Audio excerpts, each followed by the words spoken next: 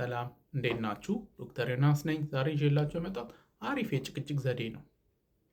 ስራ ቦታ ላይ፣ በፍቅር ግንኙነት ውስጥ፣ ትዳር ውስጥ ወላጅና ልጅ አለመግባባቶች ይፈጠራሉ። ኖርማል ነው። ከዛ አለመግባባቱን ግን ሰዎች የሚገልጹበት መንገድ ቀላል አለመግባባት የነበረችውን ወደ ንትርክ፣ ጭቅጭቅ ከዛ ብጥብጥም ሊያደርሰው ይችላል። አንዳንድ ጊዜ ፍቅረኛ ማቾች ወይም ደግሞ ባልና ሚስት የጣሉበትን ምክንያት ስትሰሙ በቃ ያስቃቸዋል። በጣም ቀላል ነገር ነው፣ ግን አንድ ሁለት ይባባሉና በጣም ብዙ ቦታ ይደራረሳሉ። ለዚህ ዋነኛው መንስኤ ምንድን ነው? አለመግባባትን ሰዎች እንዴት መግለጽ አለባቸው? ከላይ ርዕሱ ላይ ለቀልድ ነው አሪፍ የጭቅጭቅ ዘዴ ያልኳችሁ።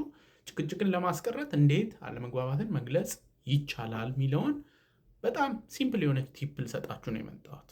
ይሄም አይ ስቴትመንት ይባላል በእንግሊዝኛው።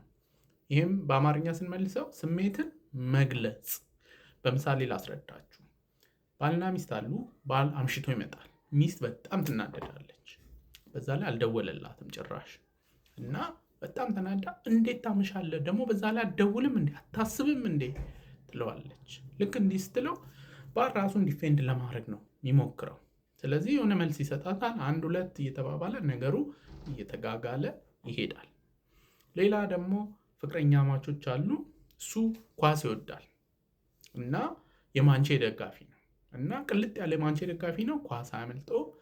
ስራ ላይም ብዙ ሰዓት ያጠፋል። ከዛ ደግሞ ከስራ መልስ ከጓደኞቹ ጋር ሃንጋውት ያደርጋል እና እሷ አብረው ጊዜ ስለማያሳልፉ በጣም ትናደዳለች እና አንተ በቃ ሁሌ ማንቼ ነው፣ ምንም ለእኔ ጊዜ የለህም፣ በቃ ወይ ጓደኞቼ ወይ ማንቼ ነው በቃ ትለዋለች። ይሄ እንግዲህ እሷ ስለ ኳስ ብዙ ስሜት ላይኖራት ይችላል። እሱ ደግሞ ማንቼ ማለት እየተሸነፈ ራሱ የሚደግፈው ቡድን ነው። ከዛ የሆነ መልስ ይሰጣታል። ትቀጥላለች። ነገሩ ይጋጋላል። ከዚህ ይልቅ ግን አይ ስቴትመንትን ቢጠቀሙ ሁለቱም ላይ ነገሩን በቀላሉ ሶልቭ ለማድረግ ያስችላል። አይ ስቴትመንት ማለት ወቀሳን፣ ጀጅመንትን መቀነስና ስሜትን መግለጽ። ምን ማለት ነው?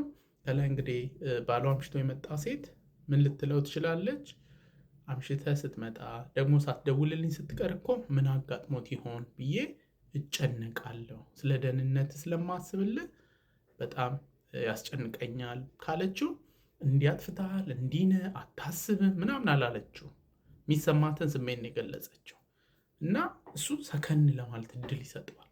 ከዛ ስሜቷን ለመረዳት ከዛ ጸባዩንም ለመለወጥ። ወቀሳ ሲሆን ግን ብዙ ሰዎች ሪያክቲቭ ነው የሚሆኑት።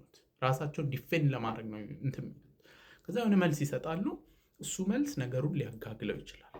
ሁለተኛውም ላይ ስለ ማንቼ ከምታነሳ፣ ስለ ጓደኞቹ ከምታነሳ እኔ እናንተ አብረን እኮ ጊዜ ስናሳልፍ በጣም ደስ ይለኛል እና ኳሊቲ ታይም ሳናሳልፍ ስንቀር ከአንተ ጋር መሆን በጣም ደስ ስለሚለኝ የብቸኝነት ስሜት ይሰማኛል ካለችው ስለ ኳስ አላነሳችም፣ ስለ ማንቼ አላነሳችም፣ ስለ ጓደኞቹ አላነሳችም። ፎከስ ያደረገችው እሷ ከእሱ ጋር አብራ ጊዜ ባለማሳለፏ የሚሰማት ነገር ላይ ነው እና አይ ብቸኝነት ሊሰማሽ አይችልም ብሎ መከራከር አይችልም።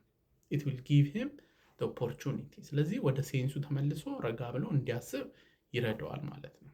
እና ኤኒዌይ ሰዎች እንግዲህ ሁላችንም ማድረግ ያለብንን ነገር ሲነገረን ደስ አይልም። እንዲያርግ እንደዛ አታርግ ስንባል ግን ሰዎች ደግሞ ስሜታቸውን ይሄ እንግዲህ ትንሽ ራስን መግዛት ጠይቃል።